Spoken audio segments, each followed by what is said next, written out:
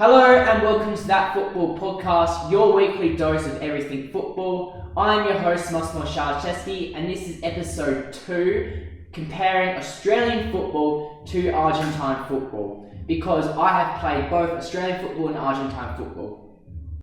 The game in Argentina is completely different to the Australian game, I can tell you that. Like, when I played in Australia, I played from the ages of, 5 all the way till I was 16.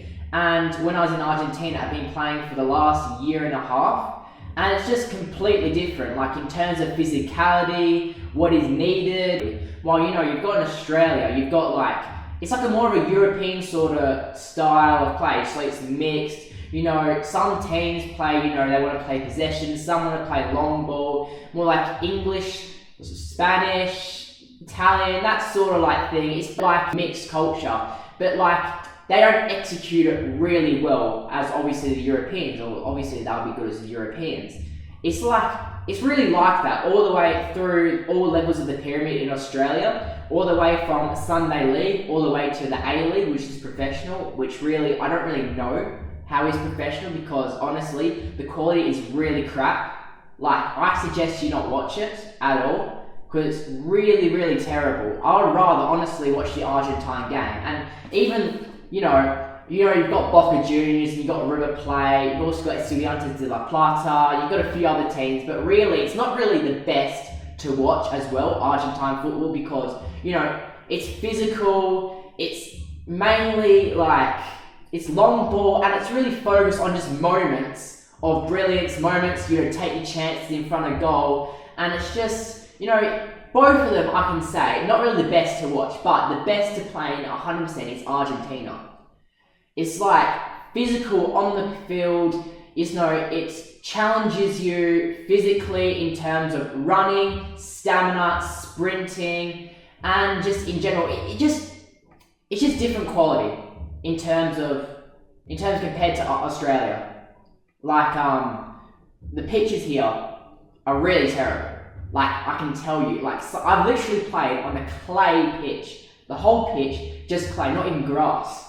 And, these people, why they're touched, why the Argentines, why the Brazilians so good? Because they play on the crappiest pitches possible, Then you got Australia, who play, you can just go to a park, and it's just perfectly, it's like carpet, but over here, to get literal carpet, it's only the stadiums, and only River, Boca, as some first team, pitches, training pitches, that are carpet. All the rest are crap. I can tell you, my training pitch that I play, because I play for Gimnasia Jujuy,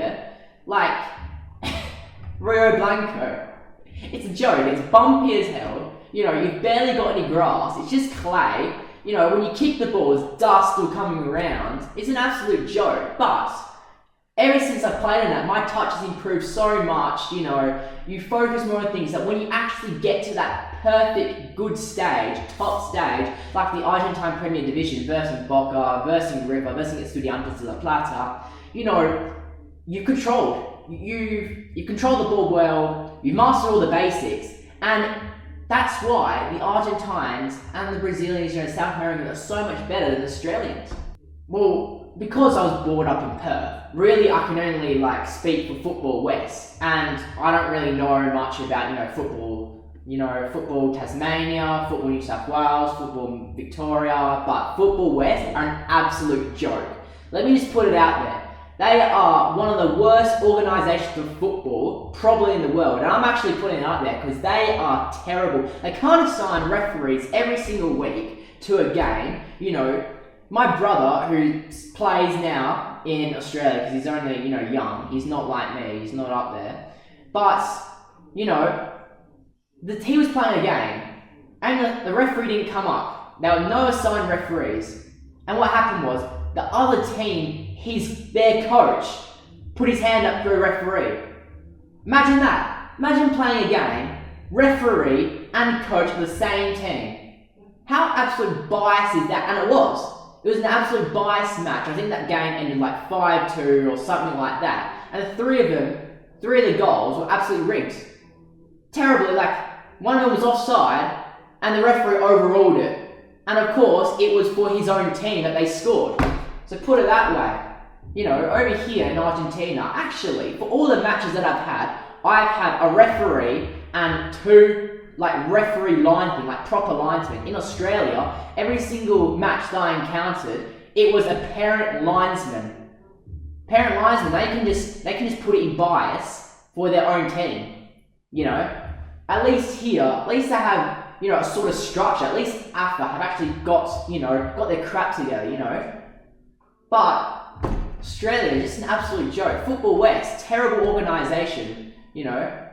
If organisations like Football West continue to run in Australia, I guarantee you, a Football Australia, in terms of quality, will never be on par with the Argentine game. I'm putting it out there because, if they just continue like this, there's a reason why Australia's never won a World Cup. And they probably won't.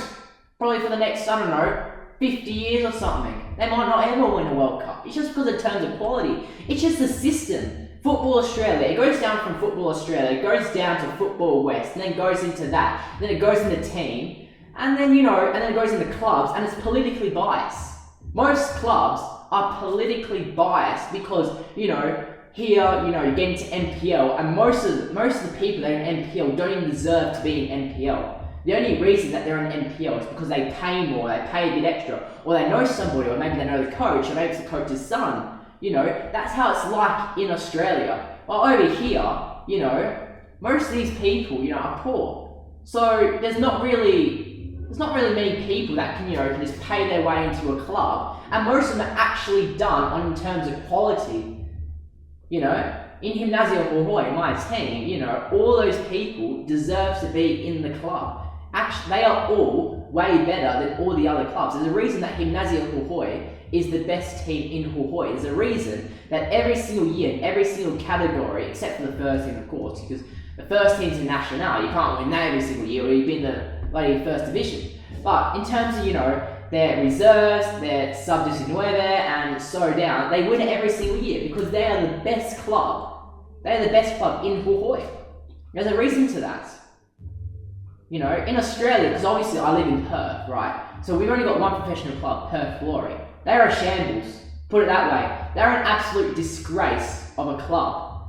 For the last few seasons, I think it's a stat. I'm not 100% too sure, but for the last 5 seasons in the A-League, right? Perth Glory have gotten the bottom 2 3 times out of the last 5 seasons. What does that tell you about Perth Glory? What does it tell you about the management and the club itself? It's a shambles. An absolute shambles. I think there was a stat that in 2024 to 2025, the club only got 2 wins in the entire year. How absolutely embarrassing is that? How much of a joke of a club is that? I remember, I don't know why. No, I know the reason why, because it was free. But they were giving out free tickets because no one will show up to the games. I wonder why if you're getting smashed every single week. But it was in January 2025, this year. And I went to a match, Perth Glory at home against Melbourne Victory, right? The only reason I went was because it was free tickets. I went with my mate, see how it is. 2-0 loss. It was a disgrace of a match by Perth Glory. Bro, the first goal that opposition scored, the guy goes out inside the box, he takes a shot, nobody's trying to block him, and then what happens? Keeper makes a half-decent save, parries it out, then the guy who's coming at the back post is unmarked. The defender's like, where's the ball? Where's the ball? The ball's in the box. And then he doesn't mark his man. It's an absolute joke. And then, of course, he gets a tap in, right? And then the second goal, right, all he does, guy passed it. It's a 3v2 situation, right?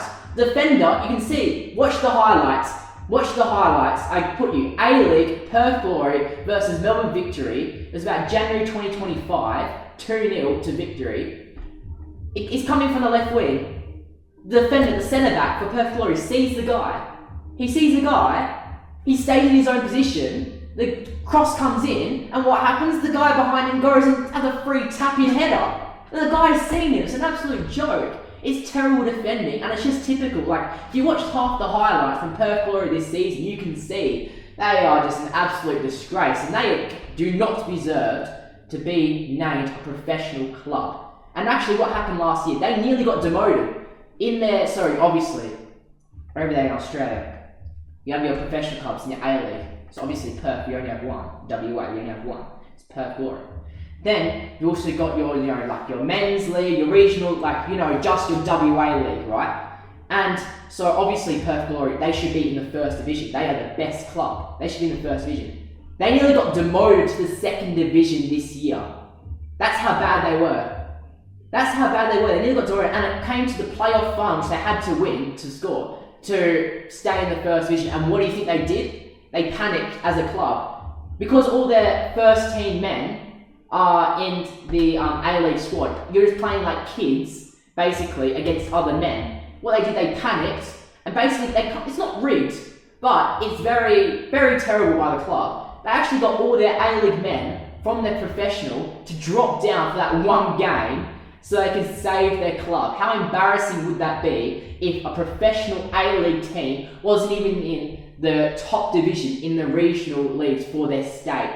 How embarrassing would that be to look like in front of all the other clubs in the A-League across Australia? Imagine that.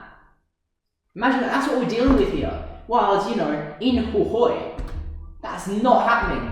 Hohoi, they win it every single year in all their youth teams. It's not even a chance. Mate, literally. My team, they're winning 6-0, 4-0 every single week. It's not even a competition, And this is the quality that's in Australia, While in Argentina, the club has a plan. It's not political. It's not biased. People who deserve to be in the club are in the club. That's the difference between Australian football and Argentine football. It's the game and its mentality as well. Mentality over here is way different to the one in Australia. And what Australia does, right? They just want to make money. They want to make money off every single player. Have you seen the fees? Go right now, search up on Google, just go for Melbourne Victory, Melbourne City, academy fees. It's an absolute daylight robbery. Put it out there. I guarantee you that's not happening in Nazi or Hoyt. Right? People who deserve to be in the club are in the club. And also, it's free. Yeah. Just like England, right? If you get into a professional academy, you don't have to pay. Here, it's free. If you're good enough to be in an academy, it's free. You don't pay. And that's how it should be, because what the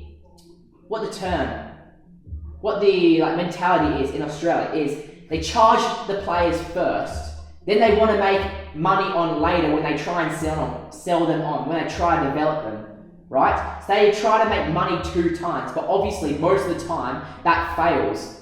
They might get the money up front, but as a player, the player never develops into what they could be. Whereas in Argentina, they would rather invest in developing the player than later on, when they're an adult, going to sign a professional contract. That's where they'll get their money from. That's where the club will get their investment back. That's the difference in mentality between Australia and Argentina in terms of the football sense.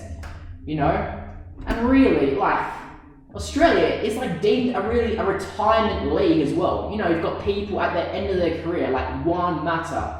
Del Piero, I think, came down but in his end of his career. But then you've got people, alright, maybe you have Cavani near the end of his career, Boca Juniors, but you had Maradona, Boca Juniors, right? Riquelme at Boca Juniors, Marcos Rojo in Boca Juniors, Cavani, Boca Juniors. You'll have Lanzini, used to play for West Ham at River Plate. And also, now you have this young kid, I think 17-year-old kid, Franco something, who just signed for Real Madrid at 17 years old. You don't see that happening in Australia, do you? You don't see 17, 18-year-old kids signing for Real Madrid, Chelsea. But that's also what happened. Another Boca Juniors player, he signed for Boca Juniors. He's only 17, 18, 19 years old, centre back. He signed for Chelsea on a 7-year contract from Boca Juniors. You don't see that happening in bloody Australia, do you? That's the difference in quality. And let me tell you now, if you're going to choose between the Australian game and the Argentine game, choose the Argentine game. Australia has no clue what they're doing. They're lucky to even be in the World Cup. But you look at people like Kazakhstan, Jordan, those small nations in the World Cup, because the World Cup wants to be included. It wants to give everyone a good chance. But realistically, this is going to be the big nations that are going to wipe them out anyway and win the World Cup. That's why Australia is never going to win a World Cup. They're just not up there, and if they don't change their mentality, they will never win a World Cup. Something needs to change in Australia, and it needs to happen now. Also, as well, it's not really the number one sport, is it, in Australia? You know, you've got Australian football rules. That is the number one sport. So what's going to be funded more by the government? The number one sport or the number two sport? The number one sport. I was in Argentina. It's the national sport is football. Football is culture here. You know? That's the difference. And thank you for listening to That Football Podcast. Drop a like, subscribe, and be here next week to listen to our next podcast episode. Thank you.